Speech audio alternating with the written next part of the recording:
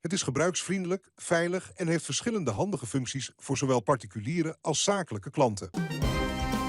Het belangrijkste nieuws van Curaçao in het Nederlands. Extra Journaal. Vers van de pers. Welkom bij Extra Journaal. Fijn dat u weer kijkt. We hebben het belangrijkste nieuws voor u op een rij gezet. En we beginnen met het bericht dat de rechter uitspraak doet in de klimaatzaak Bonaire. Dat is vanochtend gebeurd. De Nederlandse overheid moet volgens de Nederlandse rechter meer doen om de inwoners van Bonaire te beschermen tegen klimaatverandering. Een belangrijke uitspraak. Ook moet de Nederlandse staat binnen 1,5 jaar heldere, bindende doelen opstellen om de uitstoot van broeikasgassen te verminderen in lijn met het klimaatakkoord van Parijs. De rechtbank in Den Haag heeft daarmee een deel van de eisen van Greenpeace toegewezen. Greenpeace eist in een rechtszaak tegen de staat dat de bewoners van Bonaire beter beschermd moeten worden tegen de gevolgen van klimaatverandering. De milieuorganisatie eiste ook dat Nederland sneller klimaatneutraal wordt. Liefst in 2030, maar uiterlijk in 2040. Die eis wijst de rechtbank af, maar voor Bonaire is het goed nieuws. Er moet de Nederlandse staat volgens de rechter dus meer doen om de bewoners te beschermen tegen de gevolgen van klimaatverandering. Man doodgeschoten bij Bapor Kibra. Dat gebeurde in de vroege ochtend, in de nacht van dinsdag op woensdag, is de eerste moord gepleegd op Curaçao. De politie kreeg rond 12:30 vanochtend vroeg, de centrale meldkamer van de politie kreeg een melding van een schietincident op de parkeerplaats bij Mambo. Bij aankomst van de eenheid van Mambo trof men een man aan die op de grond lag naast een rode Chevrolet Spark. De man had meerdere schotwonden.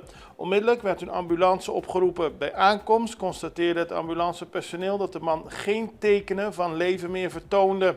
Een politiedokter kwam ter plaatse en stelde officieel het overlijden vast. Er werden meer dan 20 hulzen in beslag genomen en ook een vuurwapen dat waarschijnlijk het slachtoffer bij zich had. Ook werd het voertuig in beslag genomen aangezien dit kogelgaten vertoonde. Volgens de informatie die ter plaatse werd verzameld was het slachtoffer bezig Mambo te verlaten toen een persoon hem verraste en het vuur op hem opende. Na de daad stapte de dader in een donkergekleurde auto en vluchtte weg. De politie heeft de zaak in onderzoek.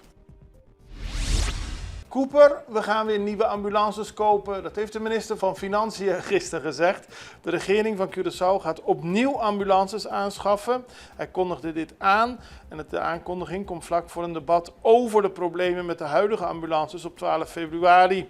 Volgens de minister is het nodig dat er nieuwe voertuigen nodig zijn. Er zijn dus problemen gekomen met de aanschaf van 2 ambulances vorig jaar. Die vergadering werd geschorst en gaat op 12 februari verder. Maar wat Cooper betreft is de uitkomst al duidelijk. Er zijn meer ambulances nodig. Doen naar de rechter gestapt. Onderwijsvakbond Doen laat weten dat ze afgelopen maandag naar de rechter zijn gestapt. Het gaat om de zaak die Doen tegen de regering heeft aangespannen. Deze wordt nu voortgezet in de rechtbank. En het gaat om de zaak rondom de salarisstreden die werknemers in het onderwijs in augustus 2024 niet hebben ontvangen. Volgens Doen wordt de zaak nu behandeld in de rechtbank. En de rechter zal nu 2 weken de tijd nemen om te beslissen over de volgende stap. Dat kan zijn dat beide partijen om nadere toelichting wordt verzocht, of dat er een datum wordt vastgesteld waarop de zaak inhoudelijk in de rechtbank zal worden behandeld. Maar in ieder geval, zegt Doen, zijn we bezig om te strijden voor onze rechten. Automobilist rijdt voetganger aan. Dat gebeurde gisteravond. Toen heeft zich een ongeval voorgedaan op de weg naar Westpunt ter hoogte van Kato. Daarin raakte een voertuig van de weg en kwam in botsing met een voetganger die de weg overstak. Het slachtoffer betreft een man van Chinese nationaliteit. Hij liep verwondingen op aan zijn onderrug, heup en voet. De ambulance was snel ter plaatse om hulp te verlenen en is uiteindelijk naar het ziekenhuis gebracht voor verdere medische behandeling. Opnieuw veel illegale reclameborden weggehaald. Dat heeft het projectteam Toezicht en Handhaving laten weten. Het heeft gisteren 49 illegaal geplaatste reclameobjecten verwijderd in het gebied Jan Tiel. Deze actie vond plaats om de overlast aan reclameborden een halt toe te roepen. Die worden bevestigd aan straatlantaarns, in of op rotondes en ze worden langs de hele route richting Playa Jantiel geplaatst. De overheid benadrukt dat het plaatsen van objecten op openbaar meubilair niet is toegestaan. Wie dat wel wil doen, moet een vergunning aanvragen. Aandacht voor preventie van besmettingen. Dat heeft het ministerie van Gezondheid, Milieu en Natuur laten weten. Er zijn verschillende gevallen van chikungunya vastgesteld in de regio. In Suriname is net een bericht binnengekomen dat er iemand is overleden aan de ziekte. Sowieso zijn er veel gevallen bevestigd door laboratoriumonderzoek. En Curaçao moet nu alles om doen om deze preventieve maatregelen te nemen om te voorkomen dat de ziekte zich ook hier weer gaat verspreiden. De beste manier om de ziekte te voorkomen is het vermijden van muggenbeten. Het klinkt simpel, maar het is het wel. Muggen zijn het meest actief tijdens zonsopgang en zonsondergang. Het ministerie zegt, als je niet binnen kunt blijven op deze momenten, wordt aangeraden lichte kleding met lange mouwen en een lange broek te dragen. Ook wordt aanbevolen om een insectenwerend middel te gebruiken. En er moet speciale aandacht komen voor mensen die niet uit bed kunnen komen, baby's, rolstoelgebruikers en dergelijke. Die wordt aangeraden onder een klamboe te laten slapen en horren of gaasgordijnen te gebruiken. We moeten ons dus wapenen tegen deze besmetting. We gaan even naar een break. We zijn zo bij u terug. Vida te Mobilier. Ibo merece uma maneira mais fácil para atender bo assunto na bancário. Com a app novo de Banco de Caribe, tudo consta na bo alcance. Login fácil, hace transferência rápido e bo saldo sempre na mão. Tudo em solo aplicação. Descargue por the App Store of Google Play, registrar em diz algum passo e começar a explorar a world. Rápido, seguro e desenhar para quadra com boa necessidade. Banco de Caribe. Extra in Nederland. Van Amsterdam tot Arnhem, van Groningen tot Maastricht, Extra is erbij. Volg Extra Digitaal en blijf op de hoogte van de belangrijkste ontwikkelingen in Nederland. Extra Digitaal is te zien op verschillende platforms en kanalen zoals WhatsApp, YouTube, Facebook, Instagram en ook TikTok. Wilt u ons op de hoogte brengen van een evenement of iets doorgeven? Neem contact op via WhatsApp, e-mail, Facebook of bel gewoon 06 1364 2945. Volg of abonneer je op Extra Digitaal. Klik aan en volg ons.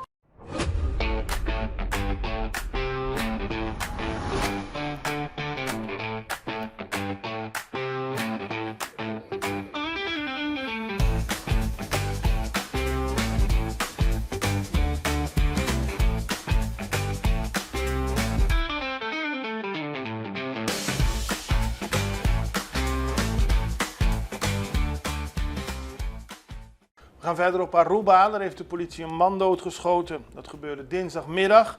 Daarbij is een 36-jarige man om het leven gekomen.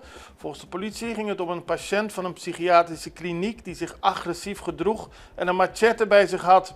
Een agent schoot op de man toen deze zich met het grote mes in de richting van een agent bewoog. De politie was ter plaatse gekomen na een melding van de psychiatrische kliniek Respaldo. Bij aankomst probeerden ze de man te kalmeren, maar dat had geen effect. Uiteindelijk is de man overleden. De ambulance kwam eraan en kon niks meer voor de man doen. Vorig jaar ontstond er op Aruba veel commotie toen twee agenten een 19-jarige man doodschoten. Er was een chauffeur die was doorgereden bij een politiecontrole en daar werden 20 kogels op afgevuurd. Er zijn nog niet alle details over deze situatie van de psychiatrische patiënt bekend, maar het wordt natuurlijk wel in de gaten gehouden. Dan gaan we naar staatssecretaris Sandra Palme. We hadden eerder deze week in Extra Journaal al aandacht voor een slachtoffer van de toeslagenaffaire. Dat was een affaire in Nederland waarbij mensen jarenlang werden tegengewerkt door de overheid en daardoor in financiële problemen kwamen. Sandra Palme was als parlementariër en nu als staatssecretaris heel erg met deze zaak bezig.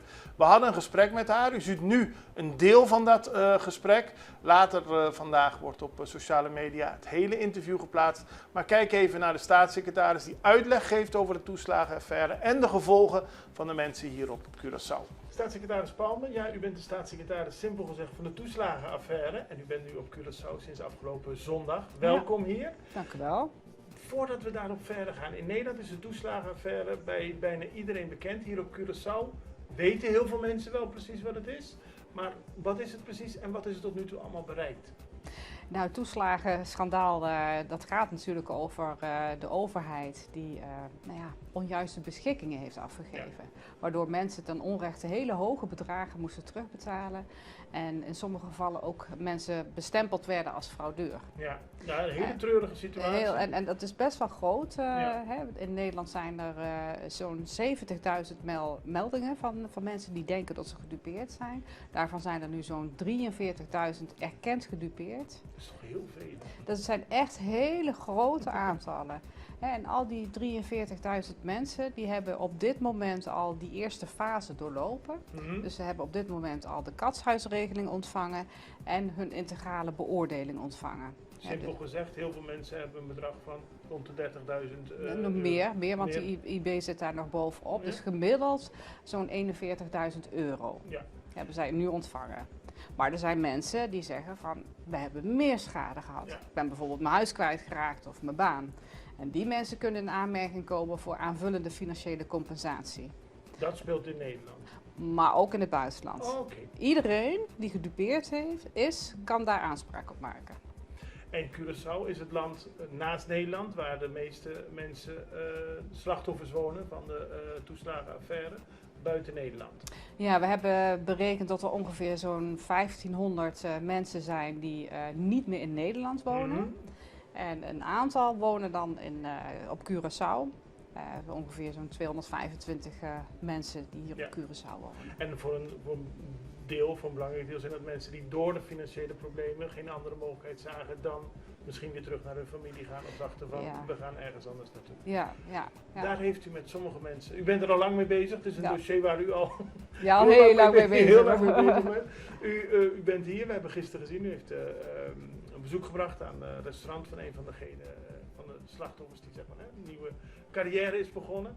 En u heeft er ook met ouders gesproken. Hoe waren die gesprekken? Ja, ik ben altijd heel blij als ik met mensen kan praten. Want dat helpt mij ook weer om het juiste beleid en de juiste beslissingen te nemen. Ja. Want het gaat om de verhalen van de ouders. Dus ik ben er altijd heel blij mee. En tegelijkertijd zijn het ook hele intensieve en hele verdrietige verhalen. Ja. Mensen hebben gewoon ook wel heel veel ellende meegemaakt. Ja. En duurde voor sommige mensen ook heel lang voordat ze zeg maar, de erkenning kregen dat zij niet het probleem waren, maar dat de overheid het verkeerd gedaan had. Dat heeft heel lang geduurd. En dat heeft voor sommige mensen natuurlijk ook best wel impact gehad. Zeker. Ja, het is heel... Later dus meer aandacht hiervoor. En nu gaan we naar internationaal nieuws. Trump zegt dat de vloot die op Iran koerst groter is dan bij Caracas. De militaire vloot die de VS richting Iran hebben gestuurd is groter dan die nabij Venezuela lag. En dat was al de grootste in het Caribisch gebied in ieder geval. Nu gaan ze dus naar Iran. En op het sociale mediaplatform Truth Social schrijft Trump dat er een enorme armada afstevend op Iran. Desnoods klaar om snel en met geweld zijn missie te vervullen. Hopelijk komt Iran snel om de tafel om een eerlijke en rechtvaardige deal te sluiten, zal Trump. Zoals u weet, de spanningen hier in het Caribisch gebied waren hoog opgelopen vanaf augustus.